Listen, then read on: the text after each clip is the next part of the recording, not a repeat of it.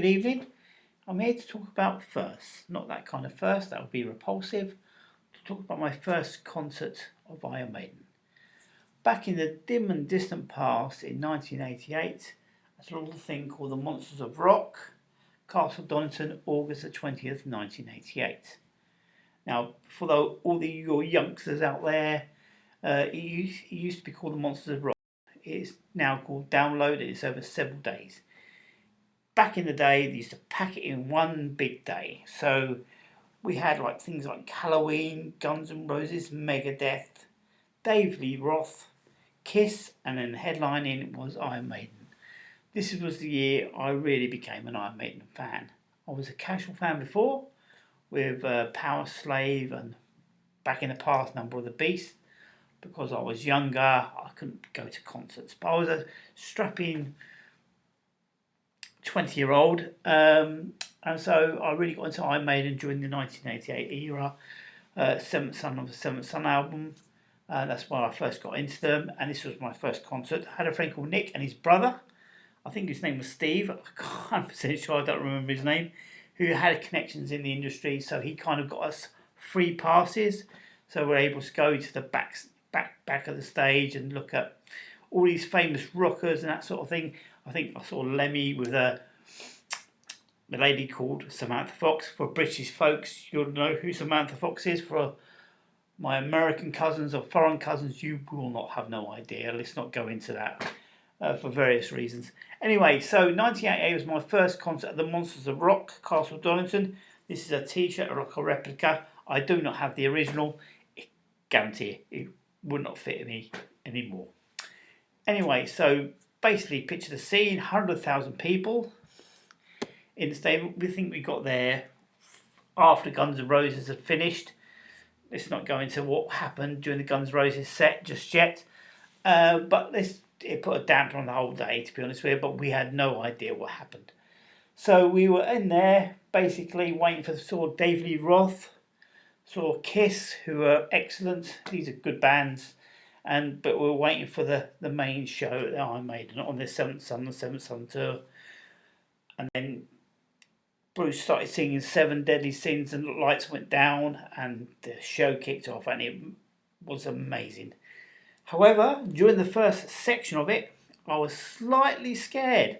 I had never been in a huge field of 100,000 people before, right in the middle. And when the crowd started moving, you had to move with them. My friend's brother was just trying to push people away and make sure I didn't fall down. I think at some point I was hanging on to two big rockers who were saying, "Don't worry, son, just hold on to us, you'll be all right." Anyway, so the whole day was amazing anyway. I mean, apart from one or two things which sound really horrible, but I guess that's part of the experience. There was a lot of cider bottles being thrown about. Which were full of cider at some point during the day, but obviously had been finished halfway through the Kiss concert or whatever, and so they started to obviously fill them with other liquid substances, and it was not pleasant. Being hit in the back of the neck by a cider bottle full of another person's urine. Anyway, let's not go into that. Let's say my mother was going, "What's that smell on your denim clothes? I don't know what that is." Anyway, the concert kicked off and it was a memorable experience. I mean, if anybody had been there, they will tell you Moonchild kicked off the show and it was absolutely fantastic and it just carried on. After a while, because sometimes when the concerts start like that, the sound gets a bit, you can't really hear anything, but once it settles down into the second or third song, you begin to hear things. And it was a memorable experience for me. It was my first step in watching Iron Maiden live with Nico McBrain, who's given up his live touring life. And it was just one of my most impactful concerts on me. And so caused me to get another ticket for later on in the year when I went to see them at the Wembley Arena, which is now called the Wembley OVO, I think it's called. And I saw them live on stage there. And it became my favourite band. Anyway, so that was the joy and the horror of Donington, covered in mud, By the end of Maiden finished their set, they'd done their encore, and the crowds were moving off in the middle of the night, practically. I remember spending the whole night with my friends, Nick and his brother, in Derby train station, no, bus station, sorry, waiting for the bus to get back to London. And we spent the night there, literally in the cold. It's in August, so it wasn't really that warm. It was just, sun was finishing and it was quite cold at night.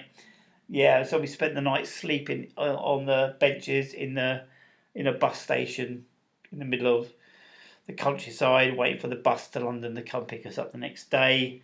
And it was only then we heard the tragic story that during the set, the Guns N' Roses set, there had been a crowd surge. Apparently, too many people had bought tickets, so it should have been 60,000 people, but it turned out to be people being let in, 100,000 people there. And unfortunately, there was a crowd surge and 2 young people died, and that was very sad.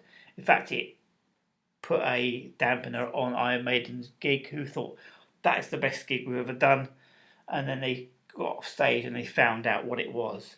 So, to be fair, I think that cut out any kind of live concert video to be produced by them. I think they filmed it and they recorded it, but it put a bit of a downer on it anyway. So, yeah, and I only learned about that when I got home and I read the papers that something horrible happened during the day. But yeah, it was my first concert of Iron Maiden. It was very memorable and it sort of set me on a path.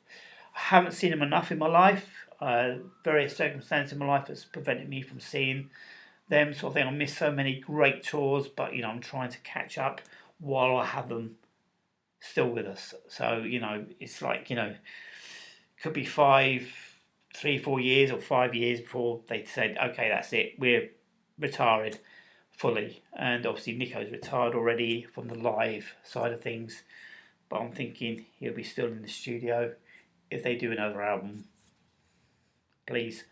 And yeah, so that's it really. That's my first experience in all its horrible glory, muddiness, dirty boots when I went home, slightly horrible smelling denim after I'd been drenched in some other person's horrible stuff out their body. Yeah, that's it really. It's a kind of strange memory to have and a strange experience, but it's an experience. And yeah, nothing I would never change. So that's my first Iron Maiden concert. Thank you.